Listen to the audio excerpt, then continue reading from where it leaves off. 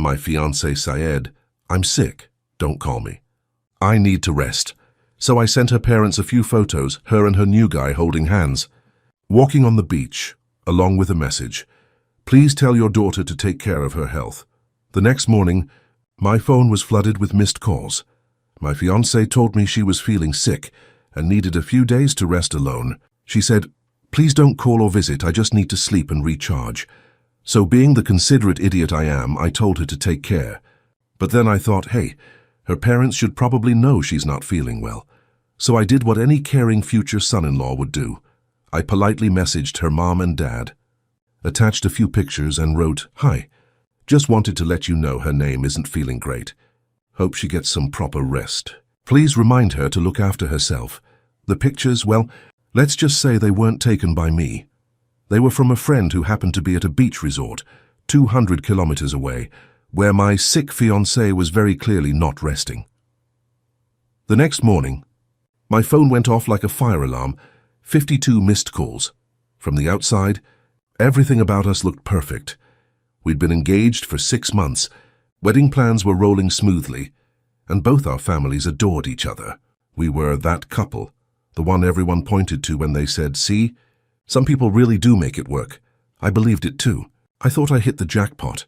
She was smart, charming, had this calm energy that made me think, yeah, this is the person I'll grow old with.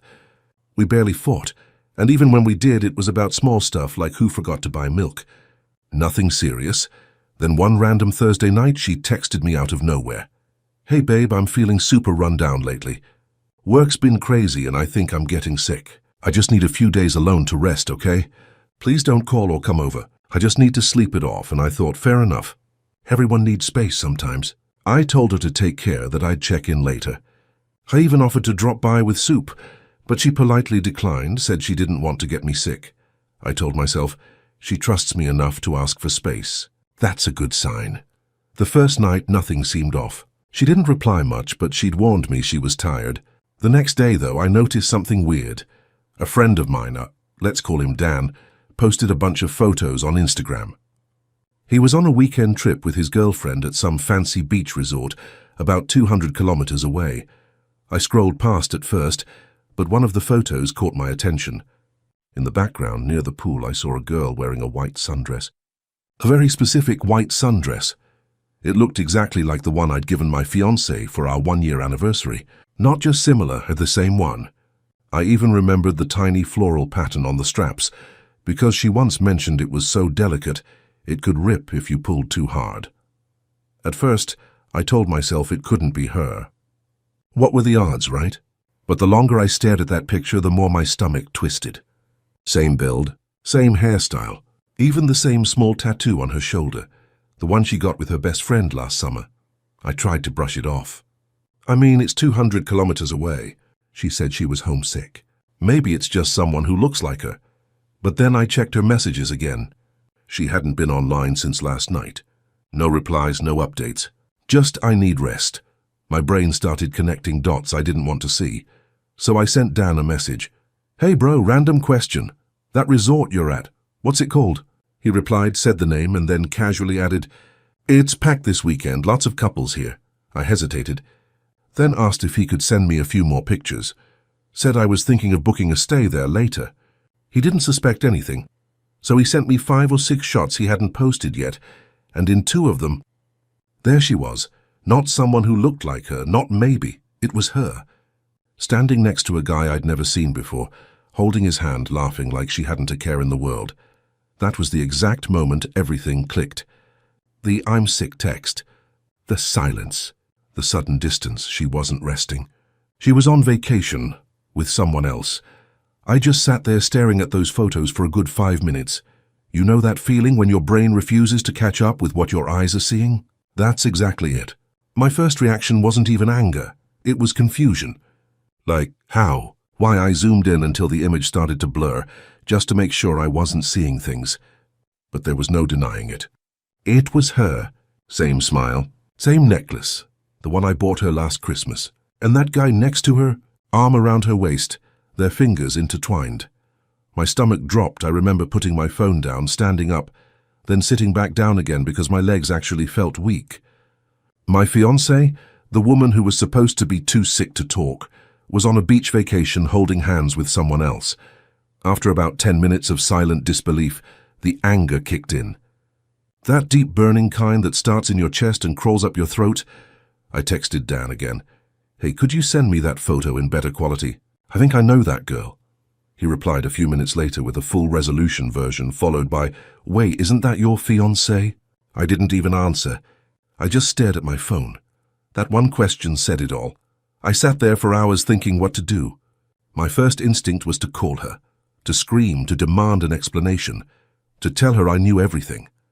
But the more I thought about it, the more I realized, what's the point? She was already lying. Anything she said would just be another layer of bullshit. So I decided to keep quiet, to think, to plan. The thing is, I wasn't the type to create drama. I didn't want to go on social media and expose her like some reality show contestant, but I also wasn't going to just swallow it and move on like nothing happened. She lied to me, to my face, about being sick. That night I barely slept. I kept looking at those pictures. The sunlight, her laugh, the way she looked so free. Like our engagement didn't even exist. Around 2 a.m. I remembered something she said once when we first got engaged. I love how mature you are. You always handle things calmly. You never make a scene. Well, I figured it was time to put that to the test. We had a small family group chat where we shared wedding updates, vendor lists, venues, catering stuff. Her mom liked to send Pinterest boards there. It felt like the most natural place to send a concerned update. So instead of calling her, I opened the group chat with her family, the one we used to share updates about the wedding prep. It included her parents, her older sister, and me. I typed out a short message, polite, respectful, the kind of message that sounds like pure concern on the surface. Hi everyone. I just heard from her name that she wasn't feeling well and needed some rest. A friend of mine happened to send me a few photos from a beach resort this weekend. I think she's there. She looks happy though. Just wanted to share and remind her to take care of her health. I attached the photos, hit send and went on with my morning like nothing happened. Around 9 a.m., my phone started lighting up. It's one call, then another, then dozens more. First one call, then another, then another. By the time I looked, there were 52 missed calls, 10 from her, 5 from her mom, 3 from her dad. The rest were from cousins, mutual friends, and even her bridesmaid. I didn't pick up a single one. I just sat there sipping my coffee, watching my phone light up again and again like a slot machine hitting jackpot. Then the texts started coming in. Her first one, WTF, did you do? Then it's not what it looks like, then please can we talk? Please don't do this. She tried to spin it and said the guy was just a co-worker, that they happened to book the same resort, that they held hands for a photo. I didn't even reply. It was pathetic I didn't reply. Her mom texted next, something like, I'm so sorry, I didn't know. Please, let's talk before things get worse. And then her dad will handle this. I'll call you later. That was when it hit me. This wasn't just between us anymore. The secret was out. And not because I yelled or accused, but because I let the truth speak for itself. And honestly, it felt peaceful. For the first time in days, I wasn't angry. I wasn't heartbroken. Just calm. I didn't regret it for a second. I wasn't trying to humiliate her. Honestly, I didn't even want revenge. I just wanted truth. And I figured, if she was so comfortable lying to me, maybe she'd have a harder time lying to her own parents. About an hour later, I finally opened one of her texts. Please, can we talk? I'll explain everything. It's not what you think. Sure, because being photographed holding hands with another guy at a beach resort definitely has an innocent explanation, right? Maybe she tripped and accidentally fell into a weekend getaway. I didn't reply. A few minutes later, her mom called again. I didn't answer. Then came the message. We're very sorry for what happened. Please don't make any rash decisions. Let us talk to her first. Rash decisions? Lady, your daughter took a wellness retreat with a side of cheating. By noon, her dad texted me, short, direct. I'm sorry this happened. We'll deal with it. You don't have to talk to her anymore. That one made me laugh. Don't contact her. Buddy, that's the easiest thing I've done all week. By evening, I guess the reality must have sunk in for her. Because the tone of her messages changed completely. From angry and defensive to desperate and guilty. I messed up. Please, I can explain. It was a mistake. I didn't mean to hurt you. I just needed space. Can we at least talk in person? Please don't tell anyone else.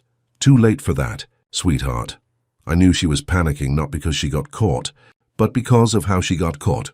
Politely, publicly, and without a single word of accusation. That's the kind of shame that sticks. What she didn't realize was that I'd chosen every detail of that message on purpose. The polite tone, the concerned fiancé act, the phrasing like, "She looks happy, but I hope she rests and takes care of her health." That wasn't random. That was a scalpel. I wanted her family to see not just her mistake, but the contrast, the caring fiancé versus the lying daughter. I didn't need to raise my voice. I just let the truth wear a tuxedo and do the talking. That night, I muted my phone and met up with a couple of close friends.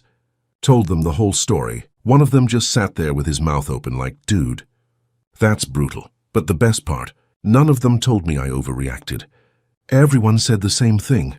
She played a stupid game. You gave her a classy ending, and that's exactly how it felt. Not revenge. Just closure delivered with manners. Later that night, when I finally checked my phone again, I had one last message from her. "You didn't have to humiliate me like that." I said I was sorry. I almost replied, "You didn't have to cheat like that." I said I loved you. But I didn't. Some things are better left unsent. Instead, I sent her just one message. Calm, short, polite. The same tone I'd used all along. "You feeling better now?" "Great. Then let's talk about ending this properly." And that was it. No drama, no screaming. Just quiet finality. The next day, her parents called to say they'd handle cancelling the wedding venue and returning the deposits. Her mom sounded like she'd been crying. Her dad's voice was pure anger, but not at me. I thanked them for their honesty and said, "Don't worry, I'm not mad. I'm just done." And I meant it. A few days later, I met her parents in person, handed the ring back, thanked them, and left. People always imagine breakups happen in chaos. Crying, shouting, begging. But this one? It ended with silence. The kind of silence that's heavy but clean. I didn't block her. Didn't post anything. Didn't try to make her look bad. I didn't need to. She'd already done that herself. Over the next few days, word spread fast. Mutual friends started reaching out. Some were shocked, some said they had a feeling. One even admitted, "I saw her texting some guy months ago but didn't think it was serious." Classic. Her parents insisted on taking care of the cancellations. I offered to split the costs, but her dad flat out refused, said it was their mess to clean up. Her mom called one last time to apologize. She sounded exhausted. I told her it's okay that I wished her daughter well. I meant it. Then came the last message from my ex-fiancé. "I'm sorry for everything. You didn't deserve it. I really hope you find someone who treats you the way you treated me." I stared at that text for a long time. It was almost poetic, if you ignored the fact that it came from the person who wrecked everything. I typed a reply, deleted it, retyped it, deleted it again. Eventually, I settled on something simple. Take care of yourself. And that was the final message I ever sent her. No closure talk, no emotional rehash. Just done. After that, I went quiet for a while. Deleted the wedding planning apps, cancelled the honeymoon trip, returned a few things we'd bought together. It was weird how freeing it felt. You'd think losing your fiancé would leave this giant hole, and for a while it did. But slowly that space started to feel like breathing room. I realized I'd been so focused on building a future with her that I stopped noticing how much of myself I'd bent to fit her expectations. The maturely calm but never overreacting guy she praised, that was me constantly managing her emotions, keeping peace, avoiding conflict, and in the end it didn't stop her from cheating. Funny thing, and she once said she loved me because I never made a scene. Turns out, not making a scene was the loudest scene of all. Funny how that works. A few months later, I heard she moved to another city. I didn't ask where. I didn't care. Whatever she's doing now, I genuinely hope she's happy, or at least honest. As for me, I kept my promise to myself. I didn't let this turn me bitter. I still believe in love, just not blind trust. Sometimes, people show you who they are the moment you stop trying to protect their image. And if you're wondering, it's no. I never picked up any of those 52 missed calls. I didn't need to, because that one message I sent, "You feeling better now?" Great, then let's talk about ending this properly, was the last conversation that ever needed to happen. The rest spoke for itself.